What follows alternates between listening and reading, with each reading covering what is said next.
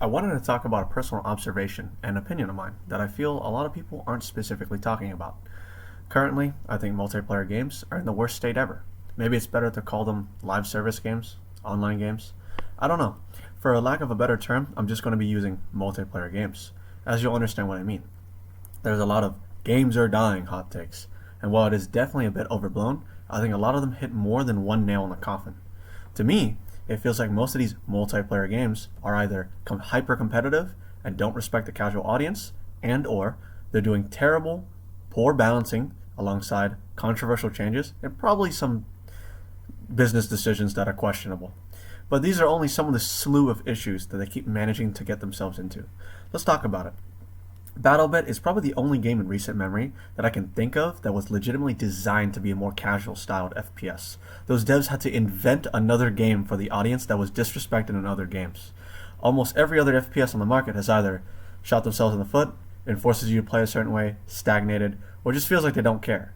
COD keeps finding ways to piss off its player base. Apex Legends has like a bundle of problems. How many times have people talked about SBMM in the FPS genre? Viewership decline, pro scenes dying, lack of content, the sweats, the rats. Why'd they change this? Why'd they change that? Bring back this. Don't do that. It's just tiring to keep talking about what could be done, only for these companies not to care. And these are just some of the problems with a lot of current multiplayer games. The list goes on. But apparently this isn't common knowledge, even though considering these are literally the most engrossing games made by the most engrossing companies out there, while I may not specifically name your main game, the multiplayer game that you play here, you probably can glean some similarities from what I'm saying. I think these are pretty universal and apt in description. Almost every game I think that falls under the multiplayer game genre kind of falls into a lot of these problems.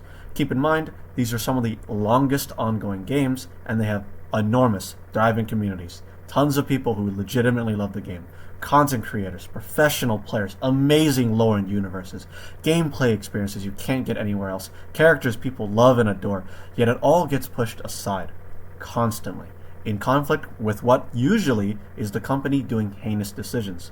I think a lot of people can agree it feels like the companies would rather have a short-term gain than a long-term success. And partially in my eyes, it's because no matter what they do, they're still going to be making a lot of money in the end. Because people are always going to be buying, even if the company spits in your face.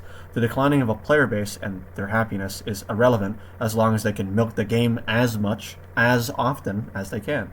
If the companies fulfilled what the player base have been or had been asking for, they would be making plausibly even more money, in my opinion, because now people are way more willing to give support. But we don't live in that timeline. There's so many predatory monetary practices, things that feel like they were rushed, terrible people working behind the scenes that only get rooted out way later, the destruction and identity of characters, ruining the lore, shitting on gameplay, the fun that so many people fell in love with, and so much more.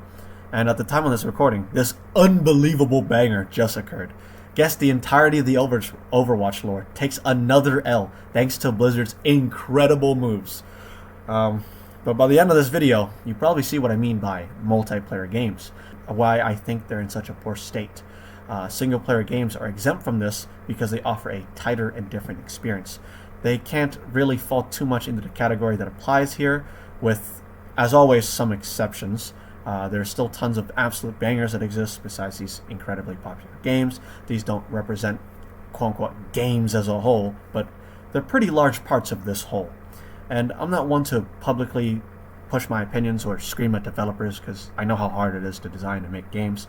But there are hundreds, if not thousands, millions of people with unlimited opinions out there. Just go to any video titled "Things Wrong with X Game," or honestly just any video about a game. There'll probably be people talking. You can probably scroll through the comments and see the insanity of how many people are willing to share their own opinions. These don't come from a place of malice. These people love your game. They want to see it improve. Everyone wants to see it be better. Very few, if any, are genuinely, purely anti the game, especially when they probably sunk hundreds or thousands of hours into that game. But I digress. Tell me what you think in the comments, unsubscribe, leave a dislike, and if you're interested, I try to stream every weekday at 11 AM PST, right here on YouTube. Come ask me questions like, what's the hottest League of Legends champion?